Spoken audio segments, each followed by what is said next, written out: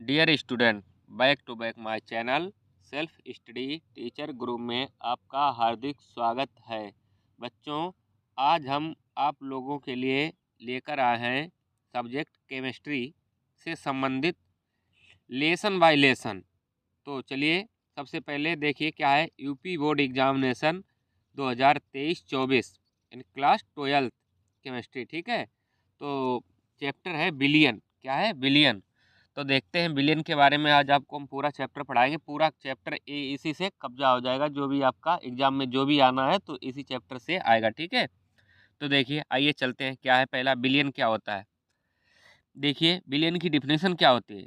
Billion यानी वह मिश्रण जो विलय और विलायक के सहयोग से प्राप्त होता है, विलियन कहलाता है। क्या कहलाता है? विलियन कहलाता है। जैसे इसका एग्जाम्पल, जैसे विलय प्लस विलायक, जब विलय और विलायक आपस में मिलाएंगे तो क्या बनेगा बच्चों? विलियन। ठीक है, क्या बनेगा? विलियन।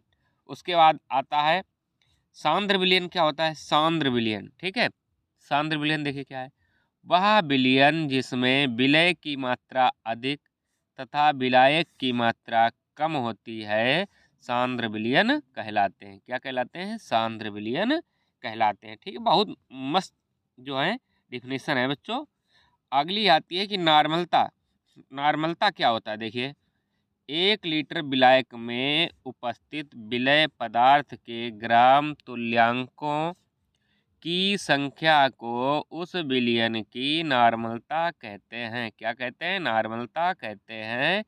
नॉर्मलता को हम किससे? एन से डिनोट करते हैं या एन से प्रदर्शित करते हैं। ठीक है, इसका न्यूमेरिकल भी आता है। तो नॉर्मलता का सूत्र होता है, इसे हम कैसे एन बराबर क्या होगा?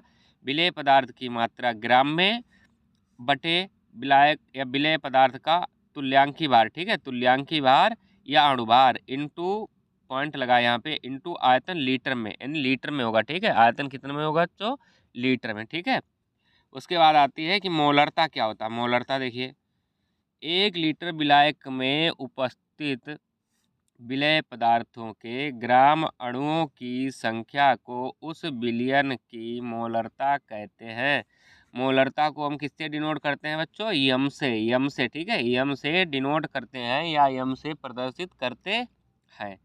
तो मोलरता का सूत्र होता है बच्चों, विलय पदार्थ की मात्रा ग्राम में बटे, यानी पूरे के बटे, ठीक है, क्या है?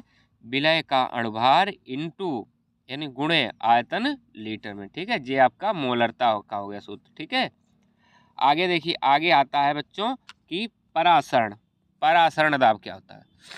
वह क्रिया जिसमें कम सांद्रता का विलयन अर्धपारगम्य झिल्ली के द्वारा अधिक सांद्रता के विलयन की ओर गमन करता है या गति करता है, परासरण कहलाता है। क्या कहलाता है? परासरण कहलाता है। ठीक है, उसके बाद आता है आपका विसरण। विसरण क्या होता है? देखिए, वह क्रिया जिसमें अधिक, क्या है बच्चों? वह क्रिया जिसमें अधिक सांद्रता का विलयन, क्या है? अधिक सांद्रता का विलयन के विलयन कम सांद्रता के विलयन की ओर गमन करता है। ठीक है, क्या करता है? इसमें क्या है? परासरण में होता था कि अधिक से कम की ओर, और विसरण क्या है? कम से अधिक की ओर। ठीक है बच्चों, क्या करता है? कम सांद्रता के विलयन की ओर गमन करता है। क्या कहलाता है? विसरण कहलाता है। क्या कहलाता है? विसरण कहलाता है। ठीक है, उसके बाद आता है आपका समपरासरी विलयन। क्या है? समपरासरी विलयन, यानी वह विलयन जिसमें 2 विलयन जिसमें परासरण दाब समान होते हैं, समपरासरी विलयन कहलाते हैं। क्या कहलाते हैं? समपरासरी विलयन कहलाते हैं। ठीक है, उसके बाद आता है एक हिमांक। हिमांक क्या होता है? देखिए, वह निश्चित ताप, वह निश्चित ताप जिस पर कोई द्रव पदार्थ ठोस पदार्थ में परिवर्तित या बदल जाता है, ठीक है, हो जाता है, क्या कहलाता है? हिमांक कहलाता है। ठीक है, क्या कहलाता है? हिमांक। उसके बाद आता है बच्चों क्या? गलनांक। गलनांक क्या होता है? देखिए, वह निश्चित ताप जिस पर कोई ठोस पदार्थ, द्रव पदार्थ, क्या है? ठोस पदार्थ द्रव पदार्थ में परिवर्तित हो जाता है या बदल जाता है, उसे हम क्या कहते हैं बच्चों? गलनांक कहते हैं। क्या कहते हैं? गलनांक कहते हैं। ठीक है, आगे देखिए उसके बाद क्या आता है इसमें? एक आता है इसमें बच्चों क्या? राउल्ट का नियम। ठीक है, आपको राउल्ट का नियम इसमें पूछा जाता है कि इस नियम, देखिए कैसे लिखेंगे, आपको इस कैसे सिद्ध करेंगे, कैसे सूत्र निकालेंगे। राउल्ट का नियम, इस नियम के अनुसार वाष्प दाब, ठीक है, क्या है? वाष्प दाब में अपेक्षित अवनमन विलेय पदार्थ के मोल प्रभाज के बराबर होता है। ठीक है, मोल प्रभाज के बराबर होता है। यदि वाष्प दाब में अपेक्षित अवनमन बराबर P minus P S upon P, ठीक है, क्या है बच्चों? P minus P S upon P, तो विलय का मोल प्रभाज क्या होगा? स्मॉल एन बटे small N plus capital N. ठीक है, आगे देखिए अब राउल्ट के नियम से, अब क्या है? राउल्ट के नियम से तो क्या हो जाएगा? P minus P S upon P, ठीक है, बराबर एन बटे एन प्लस कैपिटल एन। ठीक है बच्चों, क्या है? Capital N. आगे देखिए यदि small N plus capital N बराबर कैपिटल एन हो, क्या है? कैपिटल एन हो, तो P minus P S upon P, क्या है बच्चों? P minus P S upon P बराबर small N upon capital N. ठीक है, small N upon capital N. यदि स्मॉल एन बराबर डब्ल्यू अपान एम, क्या है बच्चों? यदि एन बराबर डब्ल्यू अपान एम हो, तो कैपिटल एन बराबर डब्ल्यू अपान कैपिटल एम हो, तो अब देखिए राउल्ट के नियम के फिर भी देखिए आप क्या आ जाएगा इधर? P माइनस पी एस, क्या है बच्चों? P minus P S upon P, और जहाँ पे वहाँ क्या था? पीछे देखा था आपने कि एन अपान एन प्लस कैपिटल एन था, अब उसी की जगह आपको मान रखना है। तो देखिए small W upon capital M, small W upon capital N बटे capital W into small M, यही आपका सिद्ध होगा। ठीक है बच्चों, ये आपको बनाना था क्या? राउल्ट के नियम के अकॉर्डिंग। ठीक है, आगे देखिए एक न्यूमेरिकल भी आपको हम समझा रहे हैं किस तरह से लगेगा। देखिए कह रहा है कि 58.5 ग्राम सोडियम क्लोराइड को, क्या है? 58.5 ग्राम सोडियम क्लोराइड को 200 ml जल में घोला जाता है। किसमें? 200 ml जल में घोला जाता है।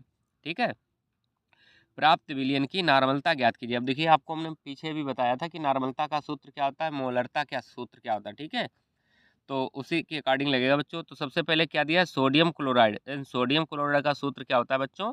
NaCl। ठीक है, सोडियम Na हो गया, क्लोराइड Cl हो गया। क्या हो गया? NaCl। इसका अणुभार निकालेंगे सबसे पहले। सोडियम का कितना होता है अणुभार बच्चों? 23। तो जो हो गया क्या हो गया? सोडियम 23 हो गया प्लस Cl का 35.5, तो टोटल इसका जब हम योग करेंगे तो कितना आ जाएगा? 58.5 ग्राम। कितना आ गया बच्चों? 58.5 ग्राम। तुल्यांकी भार दे रखा है इसमें 58.5 ग्राम। तुल्यांकी भार दे रखा है कितना? 58.5 ग्राम। आगे देखिए अब लगाना है आपको कि n बराबर, अब मोलरता वाला भी नार्मलता निकालना है बच्चों, नार्मलता। तो नार्मलता का सूत्र लगाइए, क्या है?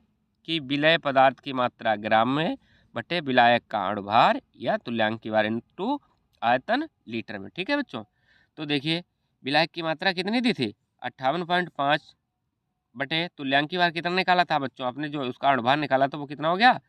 58.5। ठीक, अपान 58.5 इंटू कितने जल में घोला जा रहा है? 200 ml जल में। अब 200 ग्राम है, ml है, ठीक है, ग्राम या जल ml, तो इसे हम जब क्या करेंगे? आयतन लीटर में 1000 से गुणा करने पड़ेगा। ठीक है, ऊपर 1000 से मैंने गुणा कर दिया। ठीक है, यहाँ से ये तो डायरेक्ट आपका कैंसिल हो गया, ऊपर 1000 नीचे 200, तो 200 पंचे कितना? 1000, तो कितना आ गया आपका? 5 मोल। इसका जो क्या मात्रक होता है बच्चों? क्या होता है? 5 मोल लीटर। ठीक है, वीडियो अच्छा लगा हो तो लाइक शेयर एंड सब्सक्राइब अवश्य करें। Thank for watching.